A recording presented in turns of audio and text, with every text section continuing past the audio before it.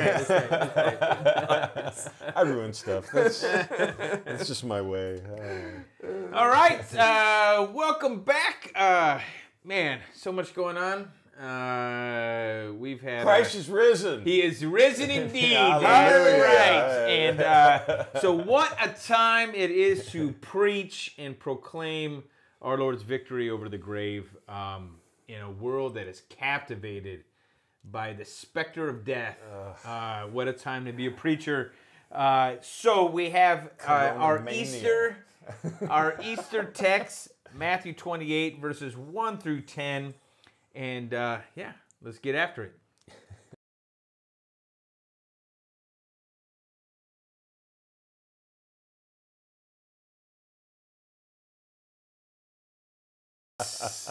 Matthew 28, verses 1 to 10. Matt's uncomfortably close to me, by the way.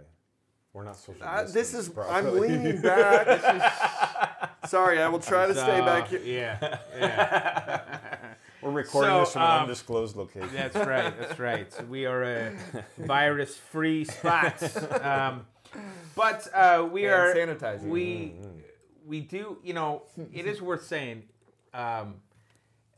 As much as goes on in this world and all the fear, when we get together and we study the Word of God together, man, it's sort of like returns to sanity and breathe normal, again, right? Yeah, and it kind of lowers things. So Actually, a little laughter. you know, yeah, lots of laughter, lots of good times, and maybe that's one of the great terrible things that this has all done is it has separated people in a lot of ways. But in preaching this is Easter. Whatever is going on, however you're going to tackle it, you have a message to preach, and this is the text we're looking at, Matthew 28. It's early. It's after the Sabbath, early on the Sabbath. No, after the Sabbath, early on the first day. Early in the first of the week. As the first sun's of the about week. to come up. Right? In the text and how they render that, it's Mary Magdalene's there, and the other Mary. Who's the other Mary? The other Mary. She's the other Mary. Do we know who she is? Well, if you're going to go with one of the other Gospels, which I know Tim always likes to do, I like to stay away from other texts. But You would like to allow the text to speak for That's itself. right. The only Mary we know of is Mary, the mother of Jesus. Oh, Yeah. yeah. And here's just the other Mary. The other Mary. Yeah, it's not even. Yeah. Yeah. She's not even named. It's The like mother, right? Mother yeah, Mary. that's right. She didn't pull out Theotokos or anything. So, May I? so it's early. It's early. It's kind of as the sun is coming up. They're heading out to the tomb, to the grave. Actually, I think it is translated there. And what happens, Tim? Seismos, earthquake. Big Earthquake. seismic activity. You know, like they have in Seismic Oklahoma activity. now. That's A right. mega Nobody knows these things seismos. because all we talk about is the coronavirus. That's right. There are other things like earthquakes happening, That's but right. this is an earthquake. That's right. A Angel big, of the Lord. A big earthquake happens, and there's an angel of the Lord. He tosses the rock Uh, and sits on it. yeah, it's kind of a cool picture, right? It is. I mean, if you think about it, right? This angel comes down, and again, Tim and I were talking, so I got to give it up. If you go to other texts, right, the women are actually asking, who's going to roll the stone away because it's really big. I think that's in Mark. Yeah. And you know, this angel comes in, he's like, boom. Yeah. All right. I always So- picture him. Remember how, like when you were a little kid and you would sit on something and you would like swing your legs back and forth? I guess that's kind of yeah, exactly. That's kind of the picture yeah, he sits on it after he moves it. There is that in and of itself. Before we get into the rest of it, is a powerful kind of moment. When you think of all pastors, we all have done funerals. You've done committals, graveside services. And there's always that moment of finality. Maybe it's where the casket is lowered down into the vault or whatever they call it, right down in the ground. Or maybe it's where the ashes are interned in a thing. Or maybe it's just after the end of a service in your church where they take the body away or they leave. And there's this it's this crushing moment. There's the amount of widows. I think that's what I always think of. That I've been near where they're sort of overwhelmed with the grief at that moment. Where something moment. closes, there's the But finality to our it. theology accommodates that. This is the reason why you have the head facing away from you when you're preaching at a funeral, or if it's a pastor, we turn the casket around. It's interesting. So that if Right, I know Jesus that. returns, Yeah. he can stand up Says, and proclaim "Oh!" it. Yeah, exactly. I mean, our theology Yeah, accommodates this It is stuff. kind of beautiful, Believing right. that death is not the end, no matter what. I mean, He was getting to that. Too. I'm sorry. I'm just like, But what's great, so I think that's the thing about the tomb being kind of, as like your image there, Matt, of sort of being thrust aside. Yeah. And he's just sitting like this, like almost like it was no big deal. Yeah. Right? Like they're Overcoming River, death was like no big this, deal. this thing that was so final is abruptly undone. Yeah. Is quick. It's thrown open. Effortlessly Yeah. undone. Yeah, and so and I think that's it. That could at least be an interesting thing to think through preaching wise. But so it's open. The stone is rolled away, and then what happens? He's really freaky looking. He's kind of freaky looking. He's whiter than white. Yeah. He's kind of Jesus, Mount of Transfiguration looking. Yeah, right? which I think is a good picture if you're going to take that, right? Because that Jesus being transfigured is in all of his glory, separated from the sin of the world and all that decays, right? That's the transfiguration. And so here you see at the resurrection that displayed again. Like this is how that is going to happen, right? Overcome death at the end of death or on the other side of death. Yeah. This is what that glory looks like. So Paul, right, in 1 Corinthians, we will be from glory to glory. Oh yeah, absolutely. We will be changed. Yeah, right. So right, and so he's freaky looking, shiny, bright, white, and then he says what? Well, I mean, before he says anything, we learn about the guards, right? yes. Next. Yeah. So there were guards. This you learn at the end of Matthew, and then you'll get the report if we never get there. But The guards were like dead guys. The guards. So they were. I mean, isn't that that if you just think about it, the juxtaposition, right? Angel comes down, throws open the tomb of the dead guy, and all of the living are like, "We're dead." Yeah. So they're terrified. And you kind of get this, they're like passed out, right? Yeah. They become as the dead. They're terrified by what happens and what they see, right? Yep. And then what happens? Do not be afraid. Yeah. Then he talks to the women. One of the first of twice, the same command, once from the angel, once from Jesus, right? We'll see that juxtaposition. Yeah, and it's just that great. Every time an angel shows up, this is the first word out, because real angels apparently are not like Precious Moments angels. They're not cute little doe-eyed babies. No. One of Dr. Gibbs's soapboxes, right? Yes, Why does an angel always have to tell you not to be afraid? Because you're afraid. Because you're afraid. Freaky, right? Yeah. And so they're terrified. I mean, obviously the guards are passed out from fear. The women are definitely afraid.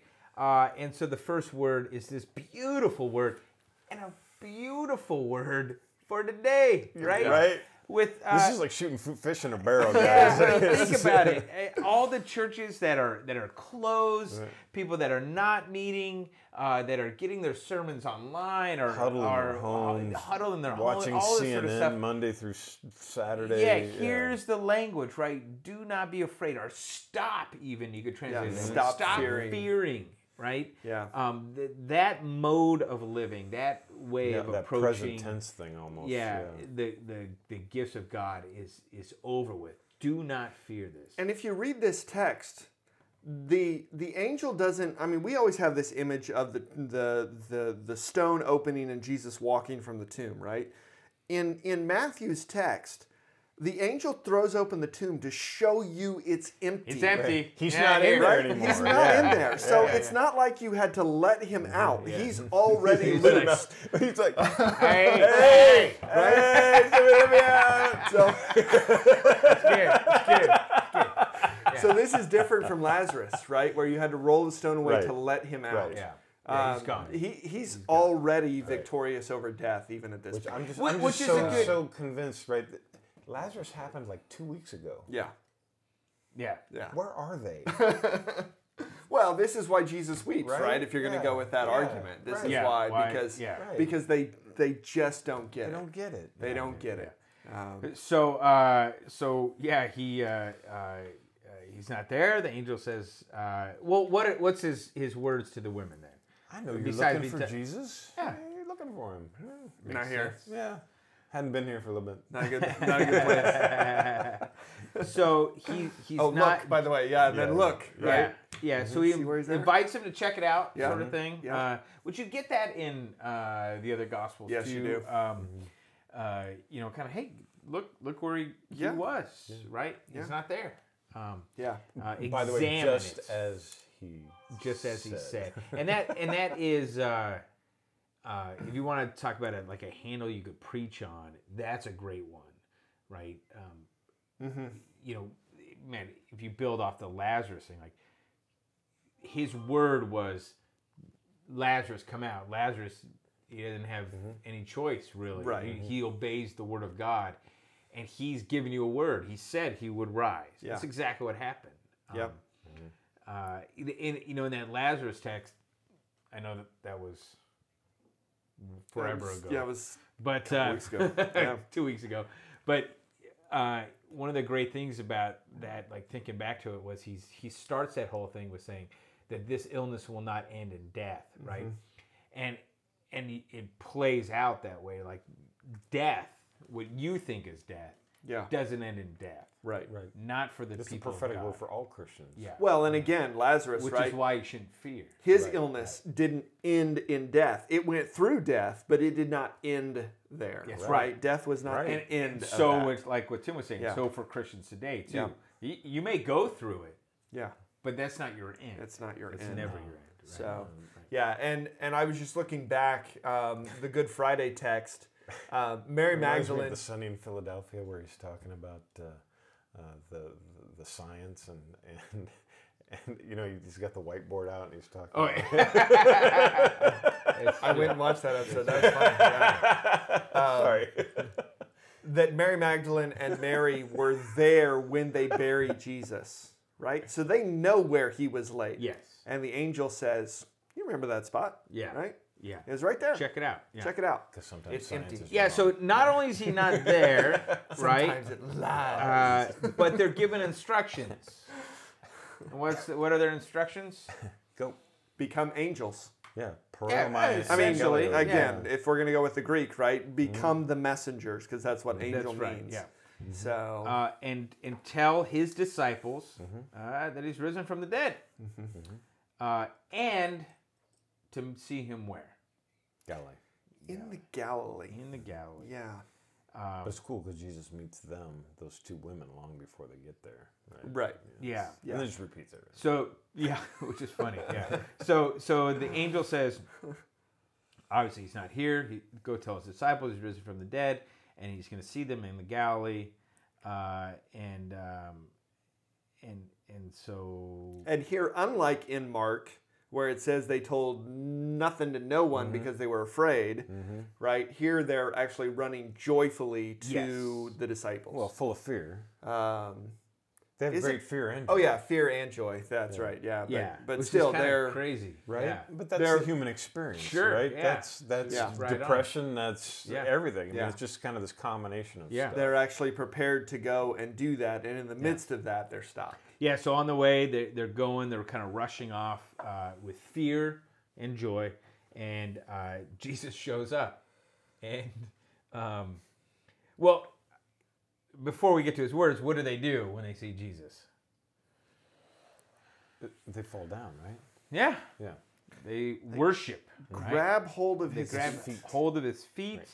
So they're you kind of get this image of them Which are prostrating apparently themselves. pretty awesome. Evidently pretty awesome. Yeah, yeah, and because here he is. I mean, he was dead. I mean, it's hard to it's not always safe. I think as a preacher to try to do psychoanalyze the characters in the Bible or something. Yeah. But I mean, this whole scene is just got to be crazy impact on how they understand the working of the world itself. I mean, everything's like changing, right, as they're there. Yeah. And so they fall down, they worship him. They've heard the angel. Here he is, right? And then what does he say? Don't be afraid. He Stop repeats fearing. that. Stop fearing, right? Go Be tell the great disciples. Go be angels. Yeah. And then he basically said, well, not basically, he my says brothers. exactly what the angel Yeah. said. Yeah, but he says calls them Oh, my he brothers. does call them his brothers, which is interesting. He does, But it's the same thing. And he's really gentle. with Those them, who right? had abandoned him, those who had denied him, Right. those who had failed to understand his teaching. those who did failed not to show recognize who he Yeah. was. Yeah, those are the ones he calls his brothers. Yeah. Yeah. Yeah, so you get obviously in this text, you get the seeing and the worshiping and the resurrected Lord. You also get his very compassionate, very gracious response to those who abandoned him at that end, right? Yeah. They're still his brothers. He still wants to see them. Yeah. You know, he didn't lose them. That Yeah. kind of language you get from like John 17, his prayer there. You know, like he's still on. He their wants to side. bring this new reality to Yes, them. Yes. Yeah.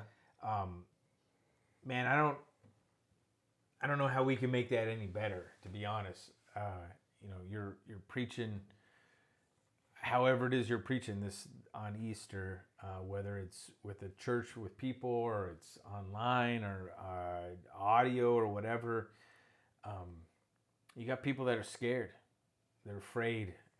Death, the specter of death in the grave, stands over everyone. Even the language of loving your neighbor by avoiding them is couched in the fear of the grave.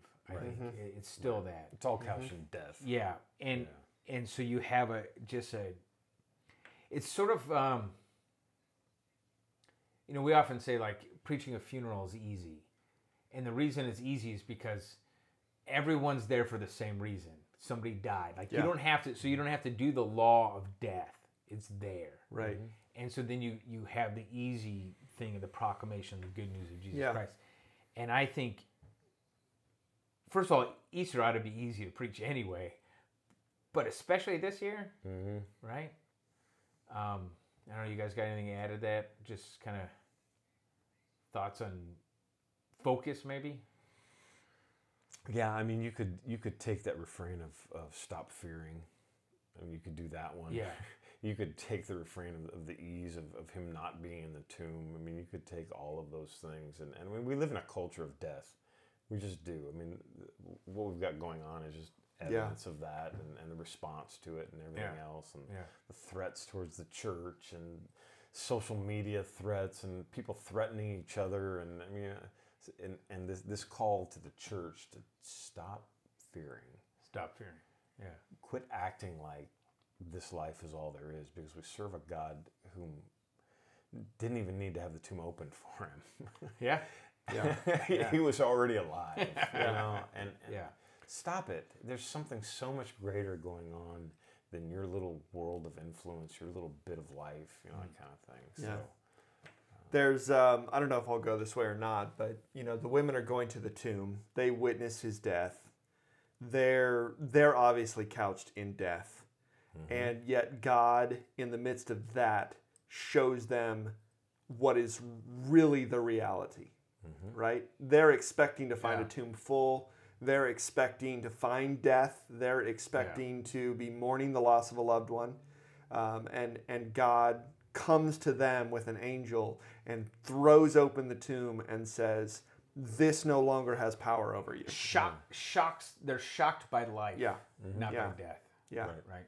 Yeah. Shocked by life. So, and God's ability with life. Yeah. yeah. That's so much greater than our ability to try and preserve Right. a few years Yeah. in this bus stop we call life. Yeah. You know.